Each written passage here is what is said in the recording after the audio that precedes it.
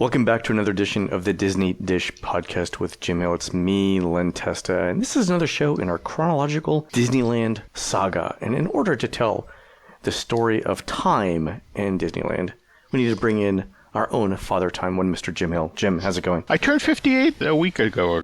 That's right. I forgot to wish you happy birthday. Happy birthday. Well, 58, they're not happy. They're just sort of like, are we having cake? No, you can't have cake. You're diabetic, all right? So stare at it from a distance. That's what I do. Jim, before we get started talking about Disneyland, I'd like to talk a little bit about two Universal news items that popped up today as we were getting ready to record. The first one is a notice that Universal filed to build a hotel on the property that used to be Wet n Wild, the Wet n Wild theme park. What do you know about that? Well, I can remember, it was, a year and a half ago when Universal was really fighting that sky coaster that was supposed to be built over on that section of iDrive, and largely because it was supposed to visually intrude on this 16-acre piece of land that Wet n Wild's built on.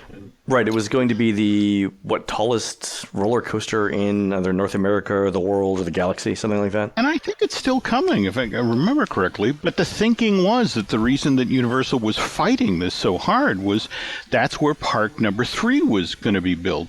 But then, of course, that land that Universal never expected to come back on the market, the Lockheed property that it sold off 10, 15 years ago, suddenly that was on the market again. And so Universal snagged that, and then a lot of their future plans changed. So according to the permits that have been applied at full build-out, this is 4,000 hotel rooms. On how many acres? 16? I'm thinking this is going to go vertical very, very fast, Jim. I would think as well. Otherwise you go back to your hotel room at night and they put you on a meat hook. 4,000 hotel rooms is larger than Pop Century, right? Yeah. This is Universal, and they are very, very ambitious. I think earlier we've discussed the challenges that Universal faces with these sorts of projects, building off property, so to speak, that they're going to have to transport people by buses. But then again, the folks who stay at Cabana Bay, they're on buses. They come over to the transportation hub. And likewise, there were people who stayed at Universal who bought access to Wet n Wild, who would then bust over, be it from the Hard Rock or Portofino or that sort of thing. So, do you think there are insurance differences between busing someone entirely on Universal property versus busing them on public roadways? Oh, God, yes. I mean, strictly from a liability point of view. In fact, that's the meeting I'd love to be in. I'd love to hear what the lawyers at NBC Universal or further up at Comcast had to say about this. Do you think, Jim, they're saying to themselves, gondola system, we could have it done by the end of the year? Oh, God. Oh, wouldn't that be funny? There's actually precedent, Len. Remember what happened with the Kuka arms? Right. Disney supposedly had a lock on the system, and then supposedly they had a 10-year exclusive on the Kuka arms, didn't they? Disney had it or Universal had it? Disney supposedly bought a couple of them and was getting ready to really make a big buy. In fact, that was supposed to be what powered the Incredibles training facility attraction that they wanted to build. Right. The other thing I want to talk about, Jim, is this article that was posted to Newsday today. Again, it's Universal related. It's an interview with Jason Sorrell, former Disney Imagineer, who's now working on attractions for Universal in Orlando, including the new Jimmy Fallon ride. And the thing that it talks about, the premise of the article, is how theme parks are trying to get people away from having to stand in lines. Jimmy Fallon is an example of this, in that it's going to be a queueless, i.e. lineless, attraction. And the way it's going to work, if I understand it correctly, is that it's going to be almost exactly like FastPass. You get a reservation to enter the ride, and once you show up, you've got a very short wait until you get into the ride. There's not going to be a standby line, so it'll be a FastPass only attraction, kind of like the Anna and Elsa meet and greet was at Disney California Adventure, which I believe was FastPass only as well. We all know that the FastPass time windows are typically an hour, give or take a few minutes on either side. This one seems to be a much tighter time frame, 15 minutes. I think there's a duality here. I think that there's both a queueless as in the reservation system idea, but there's also queueless as in there is no physical queue inside of this attraction.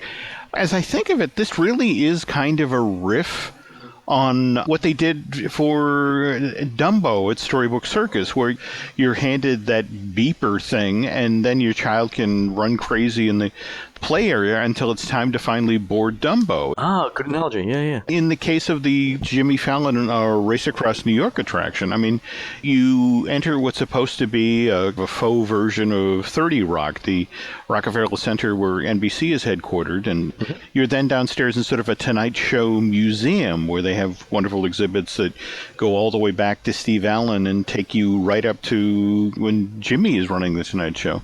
In that space, I mean, you are not locked into a set of rails. You're free to roam. And I'd love to talk to Jason about that. I think there are some interesting implications for it in terms of figuring out what the guests do in between the times at which they've got scheduled things. No doubt.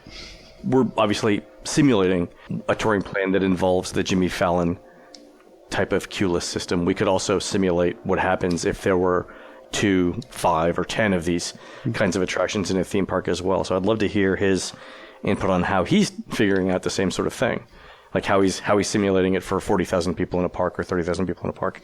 Because we can definitely do that for the software, but I'd like to know what they're doing. There we go. All right, on to our topic of the day, which is chronological Disneyland. The last time we had done this, which was just a couple of weeks ago, we were continuing the discussion of the second gate at Disneyland in the Michael Eisner era. We're talking about Westcott and what it was. And there were a couple of competing plans I think we left off with. All right, Jim? There was Anaheim and Long Beach? Yeah, in fact, kind of timely that we're back to talk about the Queen Mary this week, because March 13th of this month, Long Beach Press Telegram reports that the Queen Mary is now in dire need of major repairs. How major?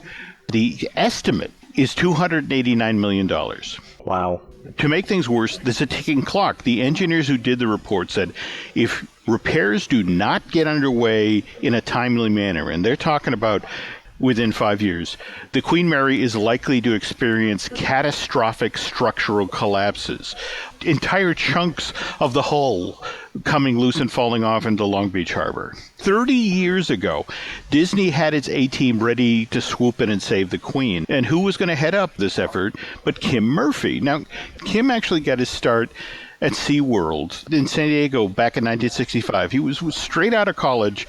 He started at the absolute bottom at that theme park. And when I say bottom, that's very appropriate because he's sort of the aquatic equivalent of the guy at the circus who sweeps up after the elephants. Only in this case, it would have been elephant seals. Oh, that's great. So he spends 10 years working for SeaWorld.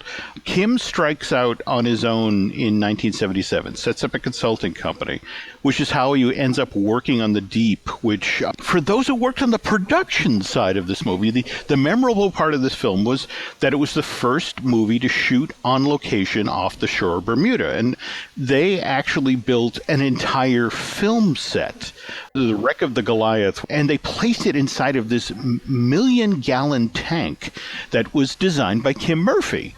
Then it was placed out in the actual ocean, so it made it easier to shoot underwater scenes with Robert Shaw and Nick Nolte. And one of the reasons they made this million-gallon tank is so that Columbia Pictures lawyers wouldn't constantly be having heart attacks because of the talent being out in the actual really for real ocean and getting the bends, or worse, getting eaten by some great white who was still mad at Peter Benchley for writing Jaws. Right. Maybe that's where he got the idea for, what was it? Jaws 4 or 5 or 6. There we go. The revenge thing. Anyway, so this highly themed underwater setting was kind of a fulfillment of a lifelong dream that Kim had. And in an interview that he did with the Orlando Sentinel out ahead of the opening of Living Seas, Kim recalled that as far back as 1975, I was thinking if we could only put people into the ocean, give them the feeling it was actually like to be down in the depths looking out at it, that would be huge. I'd start thinking about how we could actually recreate that experience in a theme park setting where thousands of people could get to do this every day. By 1978, he gets hired by Disney Imagineering. He's brought on board at WED just as the company has finished the final design phase and is now moving into the initial construction of Epcot. And Murphy's assignment, he's the project manager for the Land, the pavilion that Kraft's Food is sponsoring. But this whole time, Kim's keeping his eye on the prize, which is Epcot's The Seas Pavilion, which has been struggling for years to find a sponsor. Kim knew that. Between all of the years he'd spent behind the scenes servicing SeaWorld's aquariums, and then, his involvement with that underwater set for the Deep that he'd consulted on for Columbia Pictures, he was the guy for this project. All he needed was the chance. And then when United Technologies finally agreed to come on board as a sponsor of the Living Seas, with the understanding that Disney would then ditch the original pre-show that the Imagineers had originally written for this Future World Pavilion. Anyway, once United Technologies comes on board, they're like, look, we're here to hype the stuff we make and sell to the people who visit Walt Disney World. We don't give a rat's ass about Greek gods or giant squid, so lose Poseidon. And because Disney needed the $90 million that United Technologies was willing to put up for construction. That's why the audio animatronic Greek god got axed. And just to provide a little perspective here, when you consider that by 1978, 79, when Kim is angling to go after the Seas Pavilion to be put in charge of that project, they had spent, up until that point, $100 million from the moment that they turned the key at SeaWorld Orlando in December of 73 to the new attractions have been put in. But that's 5, 6, 7 years of growth, $100 million. $90 million for one single building. Wow. At that time, it was the world's largest aquarium. It was going to be 27 feet deep. It was going to hold 5.7 million gallons of man-made seawater and be home to 4,000 fish and marine mammals. And, obviously, enormous undertaking. But the thing is, United Technology signs on as the sponsor of Living Seas in July of 82. Literally 60 days out from Epcot's soft opening. But Murphy doesn't flinch. He just motors on, makes sure the land pavilion is ready for opening day, and as soon as craft executives sign off on this 6-acre structure, so much of the building is hidden below the surface of the earth or back of house at Epcot. And this all came about because Kim Murphy and his team were so skilled at hiding those buildings. Back to the Living Seas, ground officially breaks on this new Future World Pavilion October 1st, 1983. It's part of the one-year anniversary of the opening of Epcot Center. It then takes 22 months to construct this building. Just the tank portion, Len, is 900 tons of reinforcing steel, which would, once that was in place, they pour 1,200 cubic tons of concrete. And then you had to slide 61 acrylic panels, and these panels are 8 feet tall and 24 foot wide. How thick are they? They're huge, right? Depending on where they are, I guess the topmost portion is the narrowest. It can be as narrow as 4 inches, but toward the base they're 8.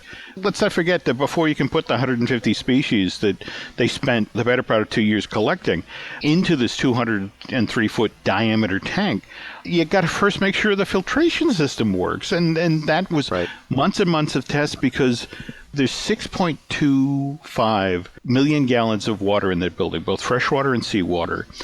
All of that water has to go through the recycling filtration system in 2 hours and 40 minutes. That's 24 hours a day, 365 days a year. That's a lot of pumping.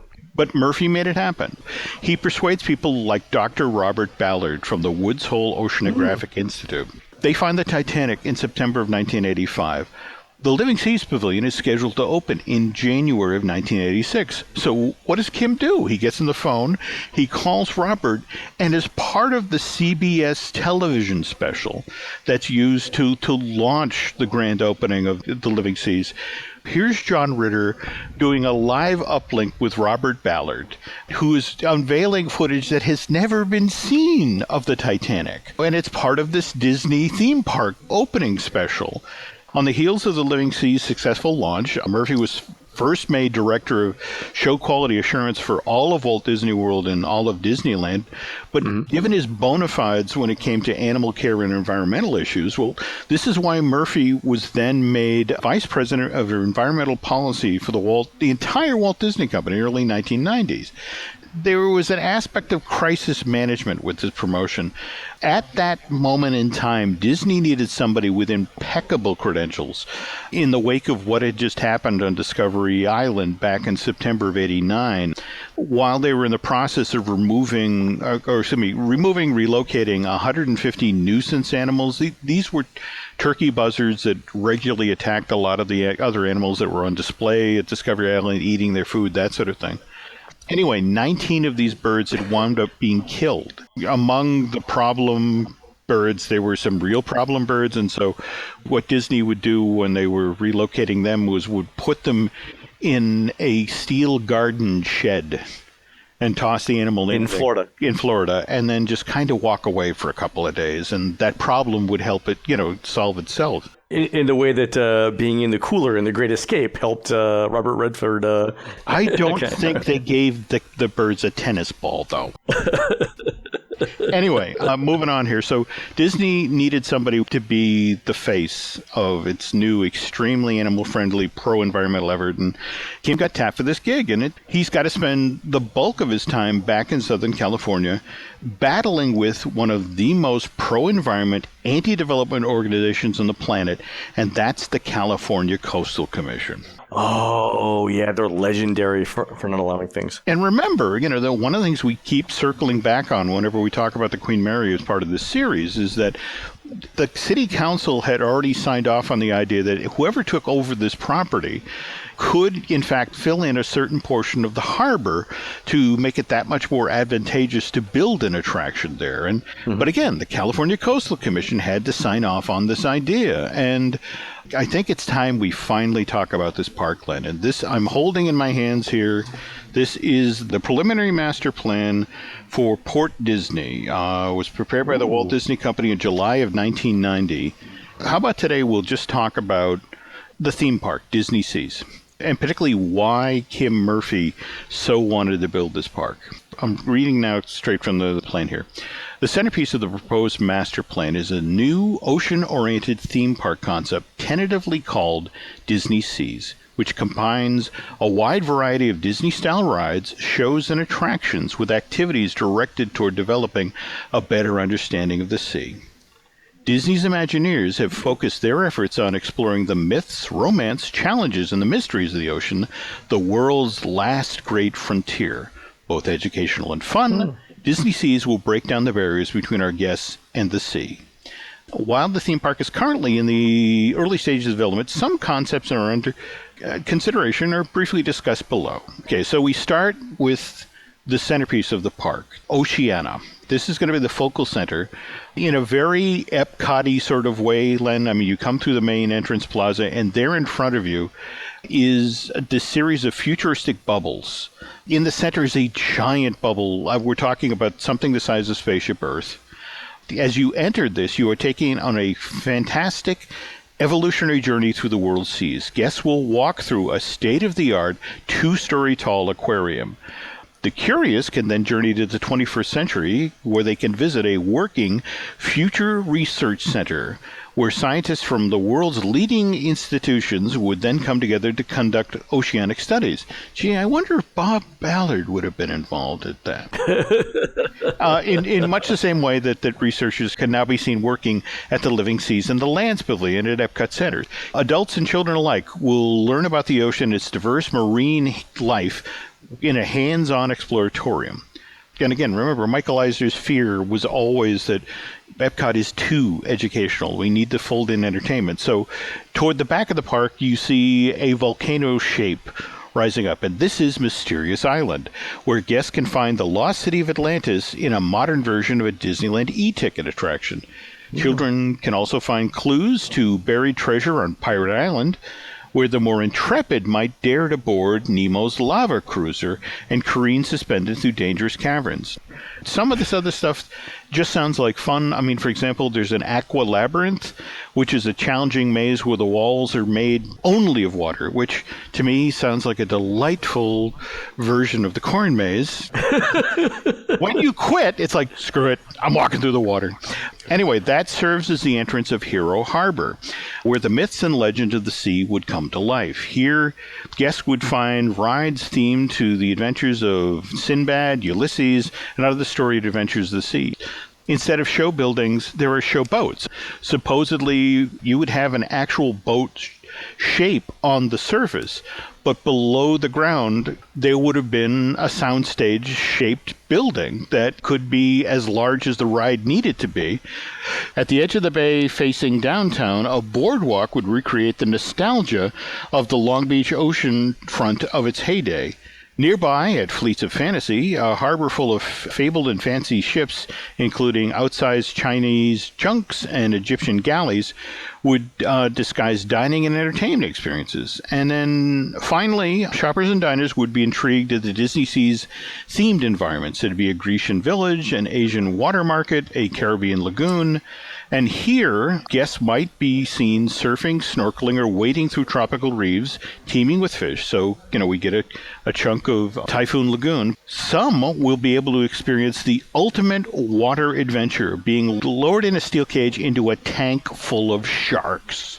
In the end, it didn't matter how enthusiastic Long Beach was. If the Coastal Commission didn't allow them to build, the project was dead. All right, so we'll pick up there on the next chronological Disneyland? Sure. All right, folks, you've been listening to the Disney Dish podcast with Jim Hill. Please go into iTunes and Stitcher and tell your local zoning board all about your review for our show. We are produced fabulously by Aaron Adams. For Jim, this is Len. We will see you on the next show. Take care.